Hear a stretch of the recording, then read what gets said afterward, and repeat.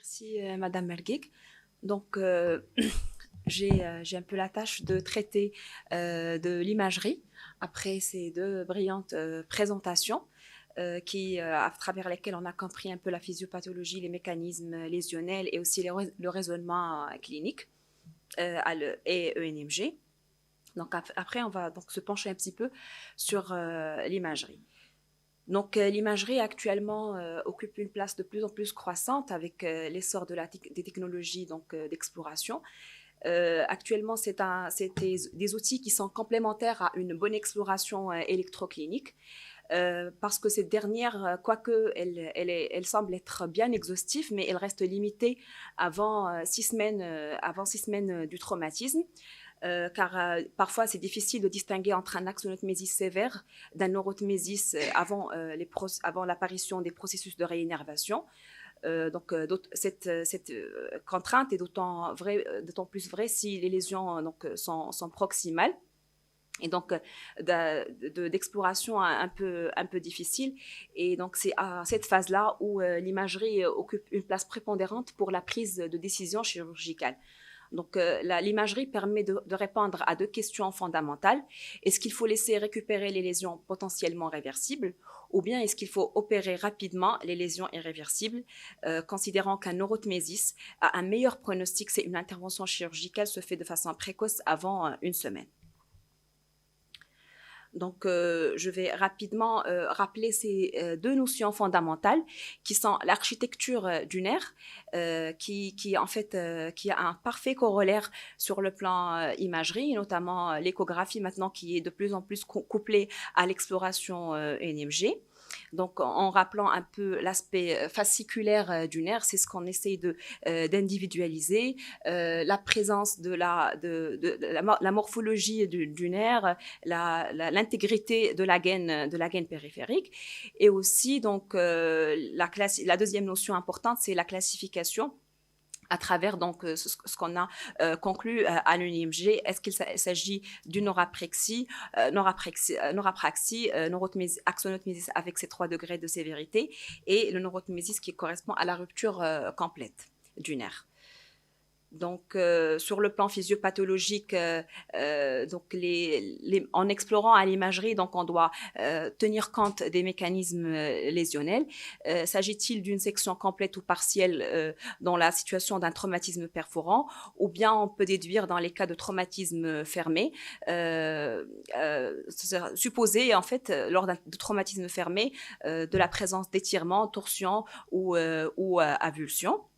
Les autres mécanismes, à savoir les microtraumatismes répétés ou bien les brûlures thermiques ou chimiques qui sont un peu anecdotiques, ne font pas sujet de ce topo. Donc, en explorant les mécanismes lésionnels, il faut donc je reviens sur la notion du timing parce que l'imagerie et le résultat de l'imagerie évolue aussi en fonction de la phase d'exploration. Est-ce qu'on est en phase aiguë ou en phase chronique? Et donc là, la place de l'imagerie à la phase aiguë, est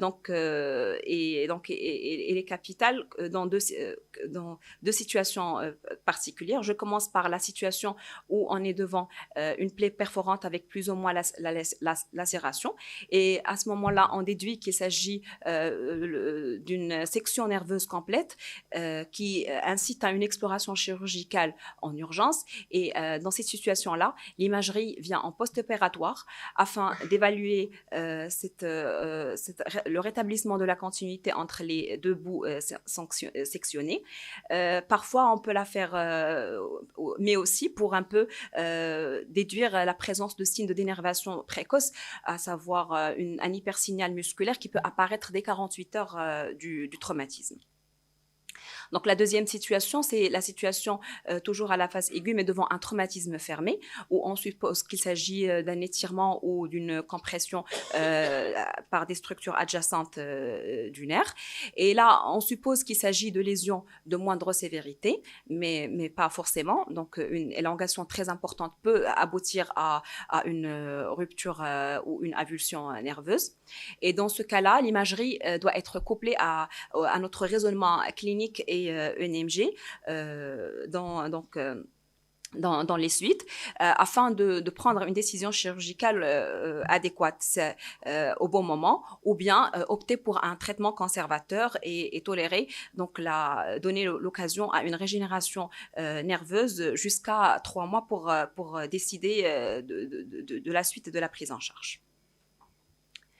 Donc, à la phase aiguë, l'imagerie essaie d'évaluer la présence de séquelles de ce traumatisme. Principalement, je cite la présence de névromes. Donc, on distingue un peu ici sur l'image, c'est un névrome intraneural de continuité. Ça veut dire que toutes les structures internes du nerf ont été lésées, sauf l'épinerve, ce qui a permis donc d'avoir un aspect continu du nerf, mais avec un épaississement focal. Ceci donc est un peu l'équivalent d'un neurotmésis avec comme séquelles donc des déficits moteurs éventuels évidemment, et aussi des douleurs neuropathiques résiduelles. Donc, on explore aussi la présence de fibrose entourant le nerf qui peut être sujette d'une intervention pour débrider le nerf. On évalue aussi le degré de dénervation musculaire et aussi l'étude des structures environnantes, pour un peu aussi poser une indication en fonction de la situation clinique. Donc, pour ce faire, on dispose de plusieurs modalités techniques. Il y a le couple imagerie, le couple échographie et IRM. Souvent, on commence par une échographie et on confirme le constat avec une IRM, sans oublier l'importance de la réalisation des radiographies standards et de la TDM, qui sont obligatoires en contexte traumatique afin d'étudier donc l'environnement qui entoure le nerf lésé. Donc voilà, la première modalité qui est l'échographie. Donc c'est un examen maintenant de routine qui est de plus en plus réalisé par les ENMGistes. Donc là, nous n'avons pas encore de l'expérience, mais ça va venir bientôt. Donc on va commencer à le faire au service. Donc c'est un examen donc qui est facilement réalisable à la suite d'un ENMG. À partir de sondes, donc il faut s'intéresser à la fréquence, au choix de sondes qui doivent être adaptées à la profondeur du nerf étudié. Par exemple, un nerf sciatique qui serait difficile à explorer par une sonde qui examine les nerfs du membre supérieur. Il y a donc, je rappelle qu'il y a des techniques de balayage pour examiner la portion axiale du nerf et la continuité donc du nerf sur le plan longitudinal. C'est un examen qui est souvent différé. Qui peut être différé si on est dans un contexte de traumatisme aigu avec la présence d'œdème. Donc là, c'est en fait une image qui montre le corollaire entre l'architecture du nerf et ce qu'on peut voir au niveau de l'échographie. Donc là, c'est le nerf avec son aspect fasciculaire. Et là, c'est à quoi on s'acharne à l'échographie. C'est en fait de suivre la gaine du nerf, d'identifier un peu le caractère fasciculaire. L'aspect fasciculaire, c'est ce qu'on voit en hypoéchogène. Et le blanc, c'est un peu l'endonerve et les gaines à l'intérieur du nerf. Donc, on essaye d'étudier la taille du nerf, l'aspect fasciculaire, la vascularisation et aussi l'échogénicité du nerf. Donc, ceci est d'autant plus important. Donc, pour les radiographies, ils sont primordiaux, surtout lorsqu'il s'agit d'échographie. Parfois, l'IRM peut les remplacer. Donc là aussi, c'est toujours pour illustrer les images auxquelles on s'attend. Ici, donc là, c'est l'image d'un nerf médian au poignet où on suit un peu l'épinerve. Ici, on coupe longitudinal où on suit l'intégrité de cette gaine et aussi la disposition fasciculaire à l'intérieur du nerf. Donc là, donc l'exploration du nerf radial. Donc à l'avant-bras, on arrive à individualiser le nerf avec son caractère fasciculaire. Et puis en descendant, donc voilà, c'est la technique de l'ascenseur en suivant le trajet du nerf. On arrive à individualiser la portion profonde et superficielle du nerf radial. Donc, la deuxième modalité qui est l'IRM, elle est maintenant considérée comme l'examen de référence qui est souvent vient après l'échographie. Il a un intérêt majeur dans l'exploration des sites difficiles à explorer, notamment le plexus brachial ou l'ombosacré. Et parfois, les radiologues peuvent être réticents à cet examen, mais il suffit de les guider par la précision de certaines coupes et de certaines séquences pour un peu améliorer le rendu pour les radiologues qui ne sont pas entraînés.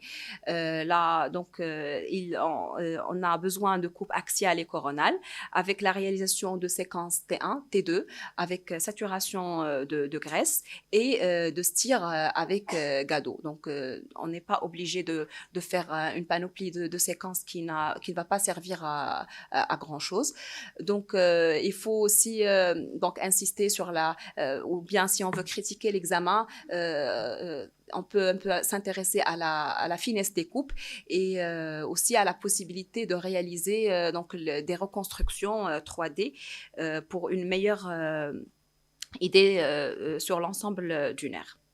Donc le corollaire d'une anomalie à l'IRM, c'est une hyperintensité T2, un élargissement nerveux qui peut correspondre à un névrome en continuité ou terminal dans le cas de section avec absence de rétablissement de continuité ou dans les amputations par exemple de membres.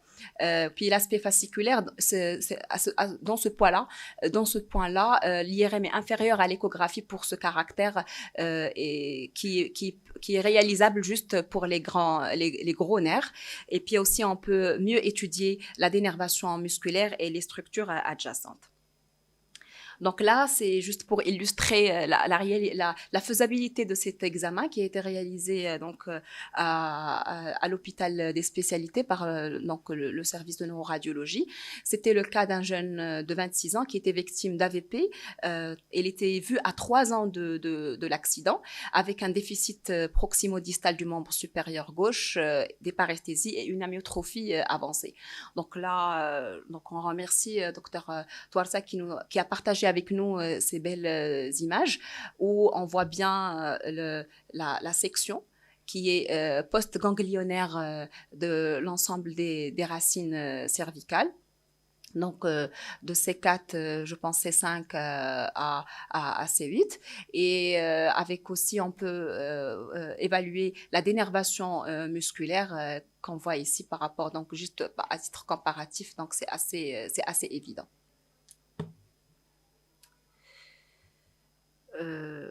Donc voilà, pour récapituler, donc ces deux modalités, à travers ces deux modalités, on a un premier temps pour analyser le nerf, analyser donc son signal, hypoéchogène ou hyperintense en fonction si on est donc en exploration échographique ou IRM, caractériser le site lésionnel, donc est-ce qu'il est focal ou diffus, le diamètre du nerf ainsi que son caractère fasciculé. Ça permet aussi de mesurer le gap entre les deux bouts sectionnés pour un peu deviner si un rétablissement peut se faire de façon spontanée ou est-ce qu'il faut faire donc des sutures et des pans et puis voilà, évaluer la présence de névrome ou de fibrose. Donc le deuxième temps, c'est l'analyse du muscle qui est mieux approché par l'IRM.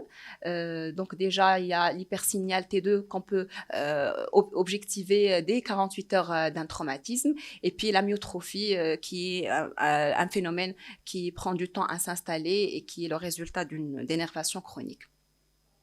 Donc, à côté de troisième temps, c'est le temps d'analyse des structures adjacentes qui pourrait un peu être aussi pris en charge chirurgicalement pour améliorer la récupération, à savoir la présence d'anévrismes, hématomes ou de fragments osseux qui sont source de souffrance nerveuse. Donc, je réinsiste toujours encore sur l'intérêt des radiographies dans le contexte traumatique. Donc, par rapport à, si on veut comparer l'apport d'une IRM l'apport de l'IRM par rapport à l'échographie, donc chaque modalité présente des avantages et des inconvénients. L'échographie a comme avantage principal sa meilleure résolution spatiale en réalisant en un temps court, une idée sur, en ayant une idée sur l'intégrité du nerf tout au long de son trajet. C'est un examen qui est dynamique, qui permet une analyse dynamique du nerf, donc en demandant aux patients de faire des mouvements et de voir un peu la stabilité du nerf, qui peut être disponible et qui est de coût moindre. Par rapport à l'IRM, cette dernière, elle a comme qualité majeure une meilleure analyse des structures profondes et une meilleure évaluation musculaire. Et là aussi, un autre point fort qui est moins dépendante d'expertise par rapport à la pratique d'une échographie qui nécessite quand même une certaine expérience pour avoir des conclusions pertinentes. Donc là, on arrive un peu à résumer donc l'ensemble de ces données à travers une corrélation entre les lésions et l'imagerie. Donc je reviens sur cette classification allant de neuropraxie à neurotmésis. Le premier stade qui correspond à la neuropraxie est en fait la traduction d'un bloc de conduction, c'est une atteinte de la myéline. L'imagerie à ce stade peut être normale, comme il peut montrer un discret hypersignal T2, mais qui est transitoire, et à ce stade-là, le muscle est parfaitement normal. À un stade de perte axonale avec ou sans atteinte de l'endonerve, à l'imagerie, on est en objective un hypersignal T2, en objective une augmentation du diamètre du nerf du fait des phénomènes inflammatoires expliqués dans les mécanismes du nerf traumatisé, et aussi une perte du caractère fasciculé avec au niveau du muscle une dénervation qui peut être transitoire en fonction de la sévérité de l'atteinte. À un stade plus avancé, qui est le stade 4 avec une section de l'ensemble de ces structures, sauf l'épinerve. On a en objectif l'épicissement focal, qui par la suite sera donc sous forme d'un névrome en continuité ou terminale, avec bien entendu une dénervation chronique vu la sévérité de l'atteinte. Et puis, en dernier, les ruptures des nerfs avec les hypersignal T2 et les névromes après une certaine évolution. Donc voilà, pour conclure, l'imagerie des neuropathies traumatiques occupe une place de plus en plus croissante avec un essor des techniques d'exploration durant les dernières années. Bon, ça reste un domaine qui est exigeant car il nécessite une certaine expertise et avec des examens qui prennent du temps. J'insiste sur l'intérêt du couple échographie-IRM pour l'analyse des nerfs, du muscle et de leur environnement, avec le recours indispensable aux radiographies standards et à la TDM. Merci pour votre attention.